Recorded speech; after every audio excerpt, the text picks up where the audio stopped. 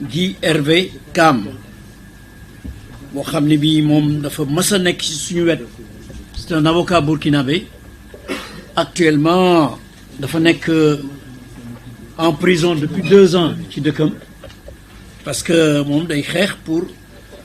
les droits politiques et les droits humains, mais il a toujours été présent tant qu'il était en liberté ici à nos côtés. Li ma bëgg a wax rek ci olof ci lu gàtt mooy révision bi dafay tax ñu mën a li ñuy wax baatrewaat carte yi pour que Cour suprême bu fekkee ni déclaré na recevable comme ni ñu ko waxee action bi dafay tax ñu revenir ci li xewoon li nga xam moom la ñu àtte woon nu muy demee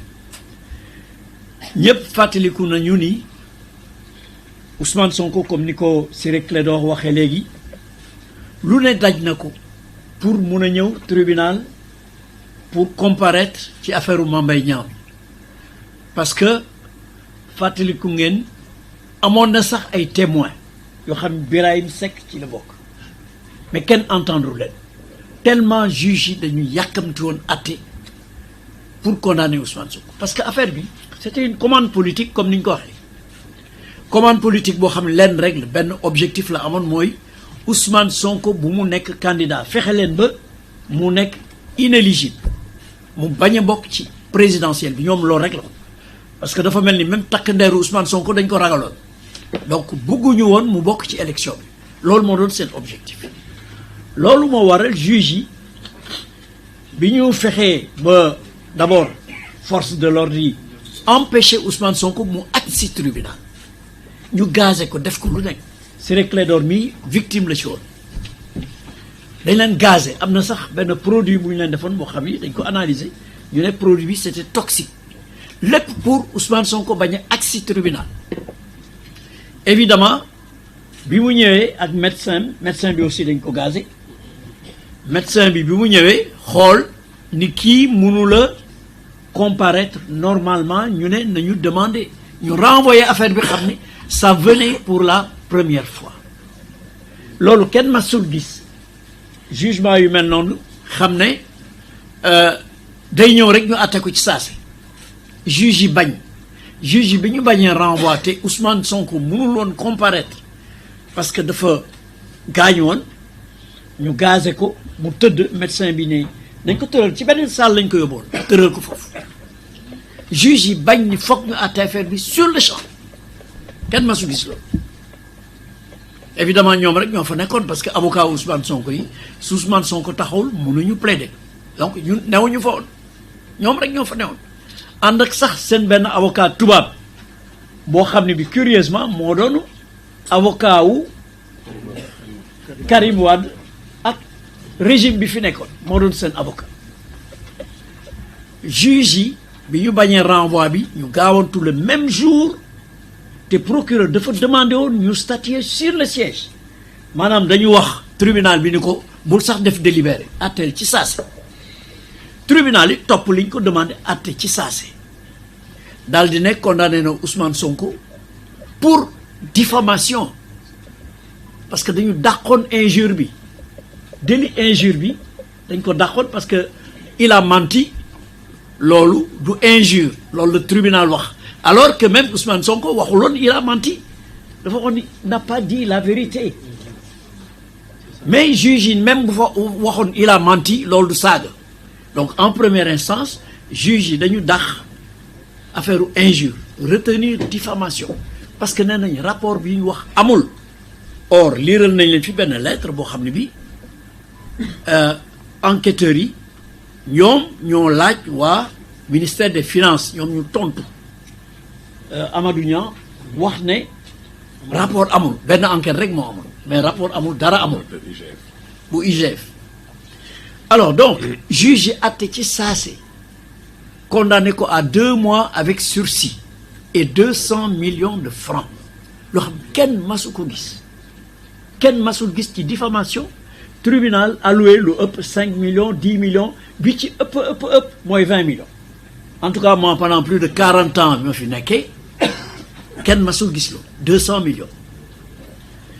alors bi ñu àtte ba génn ci saase Mame Mbaye Niang s'est adressé à la presse sant justice bi sant presse sant justice bi rendre wax ne justice bi vraiment li ñu àtte c'était formidable que moom 200 millions yi sax da koy séddale daara yi ak aide à la presse loolu la waxoon à ce moment-là le même jour mais li nga xam ne moo gën a extraordinaire te mooy wane commande politique bi mooy le même jour procureur dafa def appel le même jour 30 mars le même jour procureur def appel procureur luy yoonam ci affaire u diffamation boo xam ne c'est entre deux particuliers le même jour procureur def appel le lendemain le Mame Mbaye Niang def appel te pourtant Mame Mbaye Niang moo waxoon ni moom kontaan na sant na ay militants ñi ko àndaloon sant na avocat mi sant na justice bi mais le lendemain il a fait appel donc kuy def appel mooy li ñu àtte tu n'es pas satisfait effectivement ñoom ils étaient pas satisfaits parce que li ñu bëggoon mooy tribunal prononcé peine boo xam ne bi Ousmane Sonko du éligible du mën a nekk candidat bu dee 2 mois yi tribunal wax Ousmane Sonko mënoon na nekk candidat mais ñoom doyu leen woon Mame Mbaye Niang def déclaration ni moom du arrêté tant que Ousmane Sonko est éligible daf ko déclaré wax ko alors donc appel boobu kenn masul gis fast track bu mel noonu parce que Ousmane Sonko moom it def na appel maanaam délai d'appel am kenn enrôlé wu ko délai bi jeexagul pour def appel ñu enrôlé dossier enrôlé ko attewaat ko ci saase en appel kenn masul gis loolu parce que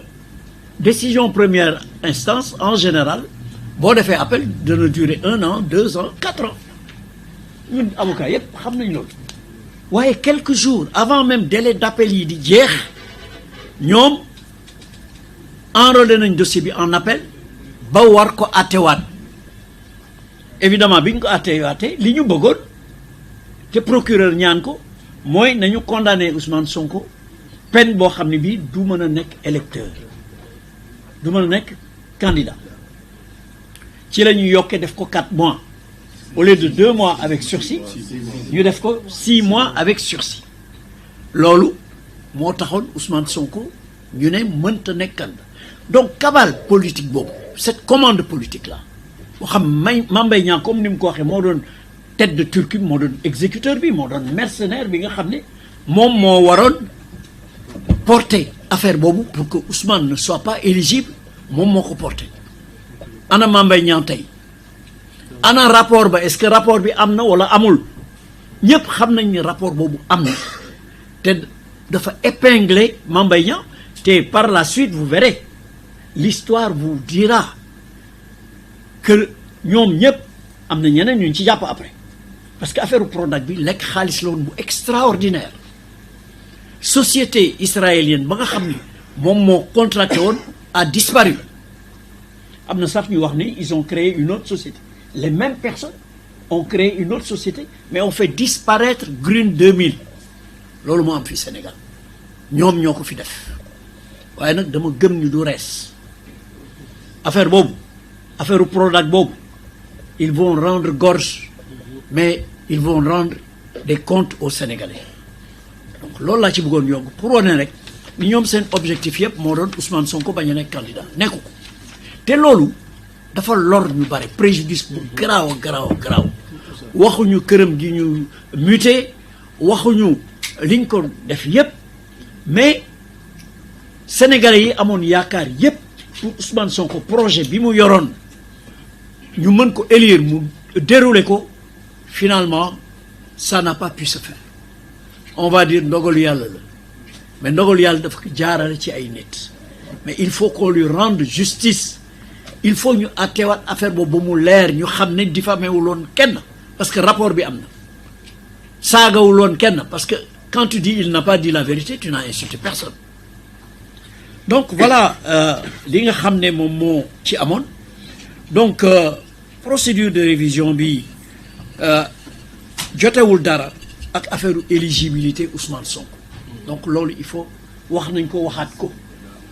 Ousmane Sonko est éligible, il a été élu député, il a dirigé une liste, il a été élu. loolu moom mi ngi suñ ginnaaw kenn waxatu ko mais il faut qu'on lui rende justice ñu raxas deram ba mu set ñu prouver que ni affaire bi commande politique la woon loolu moo taxoon te ñi ko exécuter aussi ils sont blâmables parce que corps bu nekk am na ñu baax am na ñoo xam baaxuñu te corps justice mucc ci ñun ñëpp xam nañ ni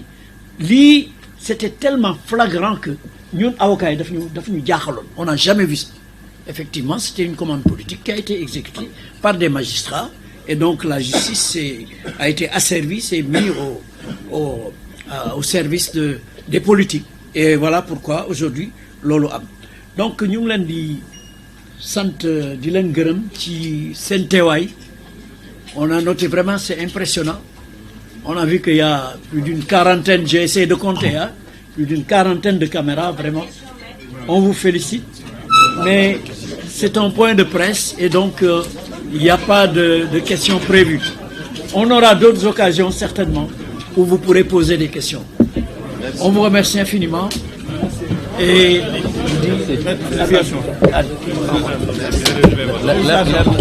merci beaucoup amis fidèles internautes 313 digital nuyuwaat na leen bu baax a baax mu nekkoon kon li jëm ci li nga xam te ne moom moo di